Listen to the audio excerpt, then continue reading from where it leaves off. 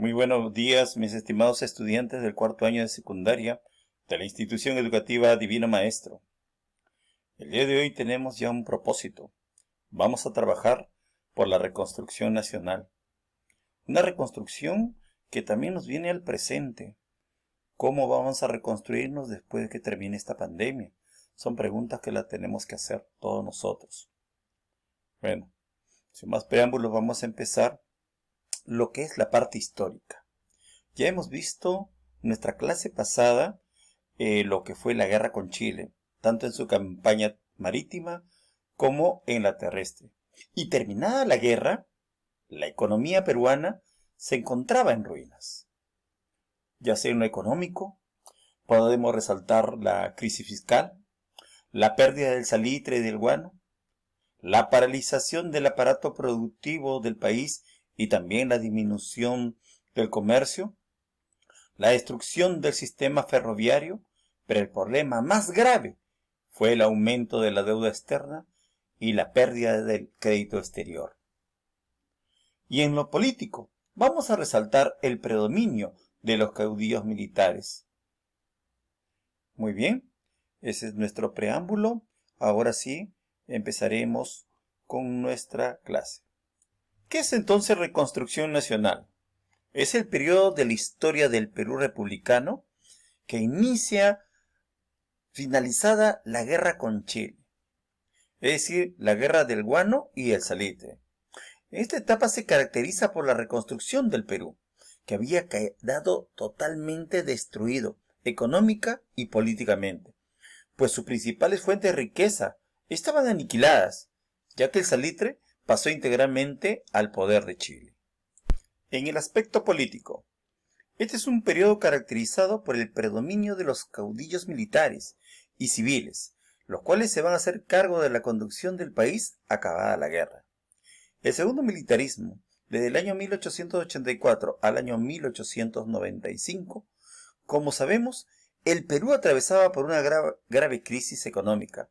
El país estaba empobrecido, había fuga de capitales, el comercio estaba semiparalizado, los puertos destruidos, las haciendas y ciudades en ruinas. Era difícil sobreponerte ante esta situación. Es por eso que surge en nuestro país el segundo militarismo. Y una de las razones más importantes fue esa debilidad política y económica. Y los caudillos militares, pese a ser derrotados, fueron los únicos capaces de asumir el control del Estado. Culmina, como estamos indicando, en el año 1895, cuando los civiles, ya reorganizados y cansados del militarismo, expulsan del poder a Cáceres, que lo ocupaba por segunda vez. En el primer gobierno que se realiza en el segundo militarismo tenemos a Miguel Iglesias. Gobernó el Perú desde 1884 hasta 1886. Fue ratificado como presidente provisorio. Durante su gobierno se iniciaron diversas obras de reconstrucción que incluyeron aspectos económicos, sociales y políticos. Su gobierno empezó a decaer con la rebelión indígena liderada por Astusparia. Astusparia era un líder indigenista peruano, quien condujo la rebelión de los nativos de Huaraz en 1885, debido al abuso que cometía Miguel Iglesias, y terminó oficialmente cuando fue derrotado por Cáceres. Bien, Miguel Iglesias también tuvo algunos aciertos, porque se realizaron algunas obras de reconstrucción, como la reconstrucción de la Biblioteca Nacional a cargo de Ricardo Palma, a quien se le había indicado pues el bibliotecario mendigo. Luego también tenemos el alumbrado eléctrico en la ciudad de Lima, y en estos años ocurrió también el sacrificio de Daniel Alcides Carrión, el mártir de la medicina en el Perú. También, entre otros, tenemos la reapertura de la Universidad San Marcos. Andrés Avelino Cáceres. El 3 de junio del año 1886, Andrés Avelino Cáceres asumió la presidencia en medio del clamor popular. Su principal objetivo fue la recuperación económica del Perú a través del refinanciamiento del pago de la deuda externa.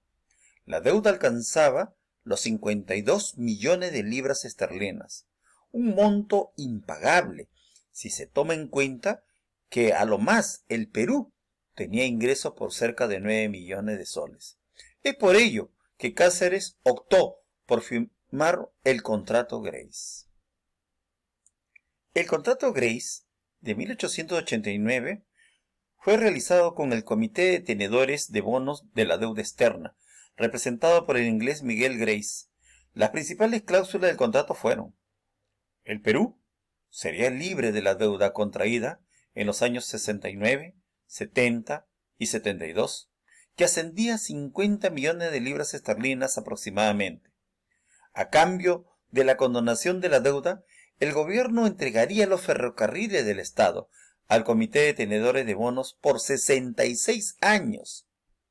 Este comité fundó después la Peruvian Corporation para administrar los ferrocarriles. Asimismo, el gobierno peruano se comprometía a entregar 3 millones de toneladas de guano y 2 millones de hectáreas en la selva, 33 anualidades de 80.000 libras esterlinas, así como libre navegación en el lago Titicaca.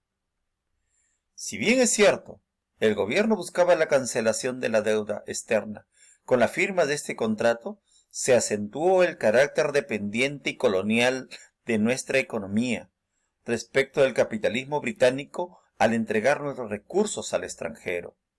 Sin embargo, a pesar del oneroso pago, logró mejorar en cierta medida la economía. La Cámara de Comercio de Lima, Arequipa y Callao vuelven a funcionar. Se fundó la Sociedad de Minería y los grupos extranjeros residentes en Lima fundaron varias asociaciones de bancos y beneficencias.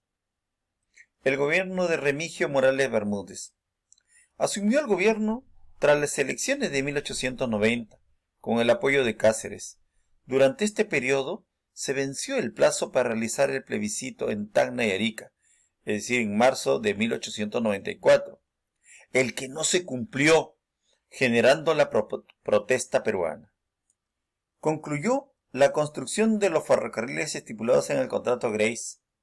Durante su gobierno se fundó la Unión Nacional, partido político liderado por Manuel González Prada, al que estamos acá dejándoles en el foro una lectura para que realices un par de preguntas.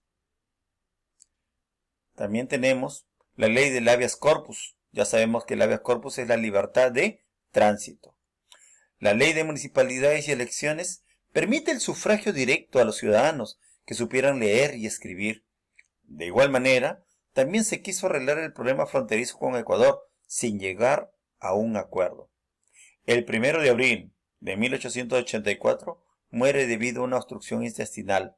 Asume el mando Justiniano Borgoño, quien convocó a elecciones en 1894.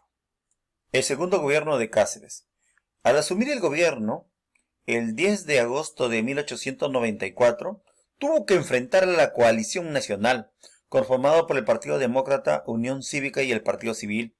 Estos montoneros ingresaron en la capital, acaudillados por Nicolás de Piérola, y obligaron a Cáceres, después de arduos combates, a dimitir, por lo que se formó una junta de gobierno, presidida por Manuel Candamo, la que convocó a elecciones. Bien, jóvenes, tenemos entonces a los presidentes de la Reconstrucción Nacional, al general Miguel Iglesias, Andrés Avelino Cáceres en su primer gobierno, el general Remigio Morales Bermúdez y el segundo gobierno de Andrés Avelino Cáceres. Para Nicolás de Piérola vamos a tener una clase aparte más adelante. Bien, estando ya en nuestra salida, estimados estudiantes, de todo lo aprendido, debes de realizar en tu cuaderno un organizador gráfico, el de tu elección. Puedes anexar dibujos a tu organizador. Recuerda, no me debes enviar tu organización. Lo que sí te solicito es contestar las preguntas del foro, ya que se está evaluando tu participación. Igualmente, te dejo una lectura, cuyas preguntas debes contestar en tu cuaderno. Cualquier consulta o dificultad que hayas podido tener en el desarrollo de dichas actividades, puedes escribir en el foro. De 4:30 te la estaré contestando. Muchas gracias, mis queridos alumnos. Bendiciones a cada uno de ustedes.